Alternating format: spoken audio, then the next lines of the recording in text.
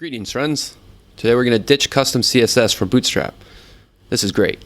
This is kind of like refactoring. We can clean up our code and make our cat photo app look more conventional by using Bootstrap's built-in styles instead of the custom styles we created earlier.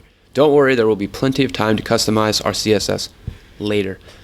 We want to delete the red text, P, and smaller image CSS declarations in your style element so that only declarations left in your style element are H2 and thick green border. H2, we want to keep this. We want to get rid of the .red text, and we want to get rid of the P, and we want to get rid of the smaller image. Watch this, the smaller image is, oh, this one is the smaller image. Okay. We also, we want to keep thick green border for whatever reason. Okay, then we delete the P element that contains a dead link. Down here, we have a dead link and this P element, so we don't want this guy. Click here for cat photos.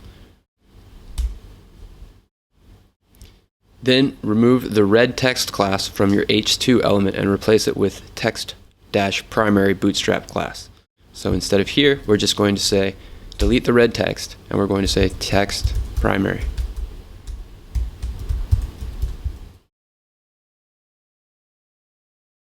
Okay, and now you'll notice that the cat photo app, this heading tag, has changed to that primary color, text primary. And remember, there's all these other ones that we could choose from too if you were developing this app on your own. Danger, secondary, whatever, but we're going primary.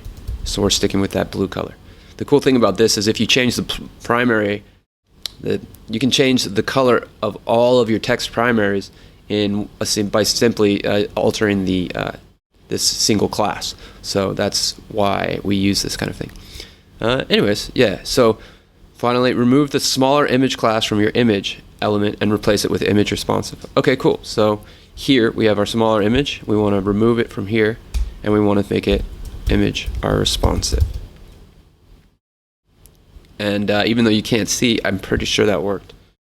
Yeah, as you shrink the image, you can see that the photos match the size of the viewport. And I think if we run the test, that'll pass. Okay, great. Yeah, if you're having a real hard time with this, I would say reset the code and then just go through it really slowly and do this. Yeah, these are the only styles that you want in here. Basically, we're just removing old CSS, custom developed CSS styles, and replacing them with built-in Bootstrap class variables like text primary and text center. So, yeah, that's it for this one. We run the test, it passed. Hope you guys enjoyed this one. We'll see you in the next lesson.